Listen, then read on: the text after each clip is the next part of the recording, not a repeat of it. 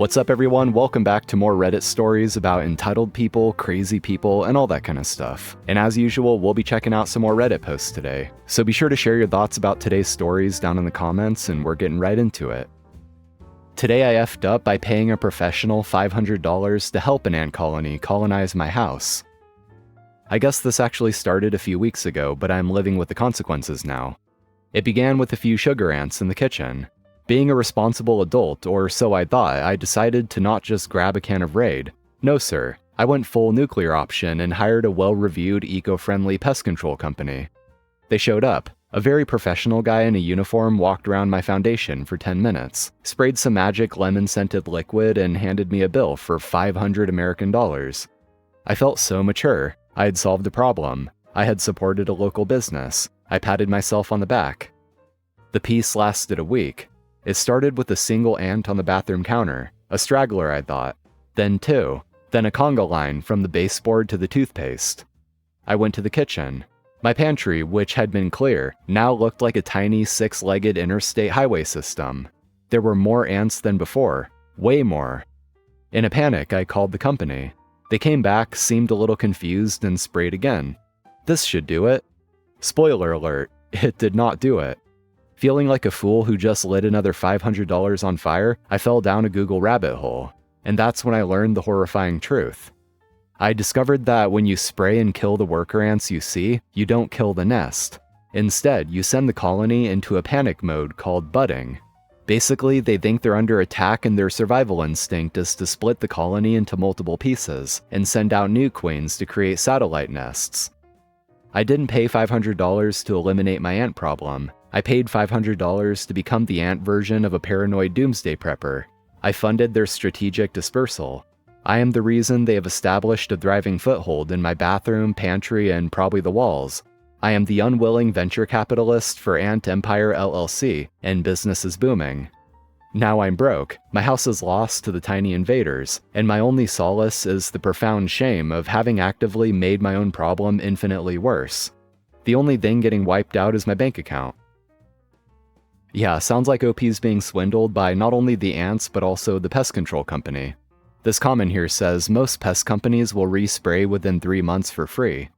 Someone responded, my pest company charges $140 a quarter and comes out as many times as needed. $500? How? And someone responded, bad pest control company. They're out there, I've experienced it. This definitely does sound like the case of a bad pest control company with bad business practice.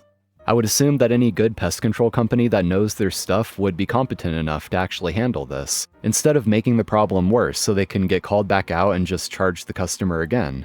It is very ridiculous that they charged OP again to come back out and do the same job, when it should have been solved the first time. My parents used to make me sleep in the garage when I was young. I returned the favor. So when I was young, whenever I got really bad grades, I was to sleep in the garage as punishment. Let's be clear right now, the garage was detached with no insulation, meaning the only thing I had to keep myself warm was what clothes I brought with me and my childhood dog to keep me warm. About 2 weeks ago, my family visited me because my 11-year-old niece wanted to visit a particular museum that I happen to live close by. My whole family decided to join and I didn't really want them to show up, but I wasn't going to turn away my niece. So while we were eating, my dad made comments about how she was going to be a piggy and become extremely fat because she asked for seconds after her father, my brother, gave her a plate of food. This triggered me, and perhaps more so than it should have. I yelled at my father and my mother as well that this is why I had such an effed up childhood, and then I told them that they were sleeping in the garage now. At first, they thought I was joking, but it became clear to them that I wasn't. Me and my dad had a fight about it, and it ended with him conceding. He knew he wasn't going to win with me. So true to my word, he slept in the garage along with my mother. They had an air mattress, some blankets, and a space heater, so in my eyes, they had no reason to complain, but they did. They still do, but in my eyes, I did nothing wrong. Call it punishment for calling my niece a pig. Neighbor just shot my house. I moved in 2 weeks ago. And to start off the post, OP just said, fun wake-up call at midnight. My neighbor shot my effing house. And they posted these images showing the bullet hole seeming to have gone through their bathroom wall, and even shattered the glass of their shower. This here apparently is the bullet. and I assume this is the wall that it went through from the outside of the house. So moving on from that, OP posts a few different updates. They said cops found shells in the neighbor's yard. That's all I know until speaking with an investigator in the morning. It is the morning. I doubt there was any malicious intent, but as far as I'm concerned, pointing a gun in a direction houses are and pulling the trigger is malicious enough. The two cops who are primarily investigating actually seemed shaken for us and cared. They actually did a thorough search and found bullet holes in the fence I wasn't aware of. They were younger cops too, mid to late 20s, so they probably identified with us. We're in the same age range. Update 2. Sorry for taking so long. We were up all night waiting on an investigator to come by. We were told it was a high priority since a child was in the house when the incident occurred. Nothing. No one showed up, no one called, and I can't get a straight answer from anyone when I called the precinct with the case number I was given. We're pretty sure another person on the next street over was either injured or arrested, as there were lots of emergency lights over there for a while last night, but I didn't want to leave my house or family at the time to go see what was happening. Not sure what steps to take next. Advice is most welcome. I'm so worried the person/people who did this are still running around. The cops came, but they gave me zero info. Still struggling to even get a hold of the police on the phone. I call them with the case number and they bounce me around between departments. Effing ridiculous. Update 3. Just got off the phone with the cops. Finally got some answers. Apparently, my neighbor was the target of the shooting. Their house was struck 4 or 5 times. The one that came into our house actually went all the way through theirs first, which is why I was under the impression that it came from their backyard. They're the house behind us. The police had to force entry into their house to make sure everyone was okay, and discovered it was empty at the time. This makes me glad I haven't started any legal processes against anyone yet, and even more glad that the person who shot my house doesn't live right effing behind us. Thanks again everyone for the advice and concern, it is much appreciated. Oh well, that's good, it wasn't OP's neighbor doing the shooting. OP's neighbor was just the target of a shooting. That sure makes it a lot better. Ornithophobe panics at bird, shoves coworker at moving vehicle. I'm a manager. I'm having an issue with 2 of my staff, Liz and Jack. They were returning from an off-site meeting and had parked in front of our building.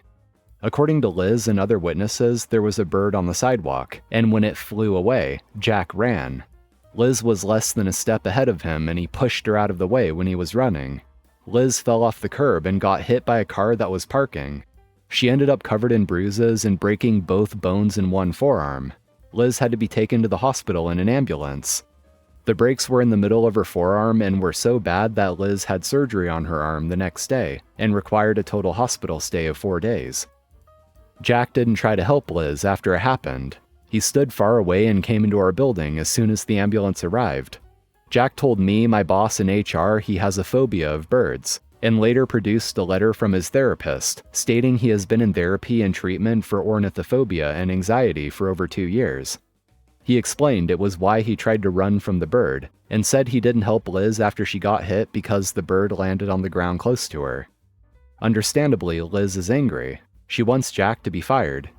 HR was wary of firing Jack when he has had no previous trouble and has a phobia and mental illness that rise to the level of needing treatment, and so am I. When Liz found out that Jack wasn't going to be fired, she quit. Liz was working on a few projects, and without her, there could be delays and extra costs incurred. We have tried to get her to come back, but she refuses unless Jack is fired. Jack called her with HR present to apologize, but she didn't accept and yelled at him. With Jack's permission, his phobia and mental health issues were explained to Liz, but she says she doesn't care. What should I do? I don't feel comfortable firing Jack or recommending it given what he disclosed. I am not sure where to go from here. Update. There was a police investigation because Liz was injured by a vehicle. Both the police and the driver's insurance company found Jack to be 100% at fault for what happened, based on multiple witness accounts that Jack had extended his arms back and then out when he pushed Liz, and didn't just lightly bump into her. Liz agreed it was Jack's fault and not the driver. One of the mirrors on the vehicle was damaged when Liz was hit, and Jack paid to have it repaired as a resolution with the driver, and everything between the driver and Jack has been settled. Jack has not been charged with anything. It is still a possibility that he might be. HR and Jack had attempted to keep in contact with Liz after she got out of the hospital to see if there was any chance of her coming back, but she never responded. Eventually, both Jack and the company received a letter from a lawyer asking that they not contact Liz again. She never asked for money to pay her medical bills, didn't file a workers' comp claim, and didn't take any legal action against Jack. The legal department and the outside legal counsel who HR got a second opinion from had told Jack and the company to prepare for a claim and other legal action and advised all to settle because Liz had a strong case. Her letter stated she had decided to not take action and just wanted to move on for her own well-being. She now has another job. Our company was not contacted for a reference or employment history. I don't know if Liz told them what happened during the interview, but our industry in this area is small, and I know for sure she has now told her new job everything that happened.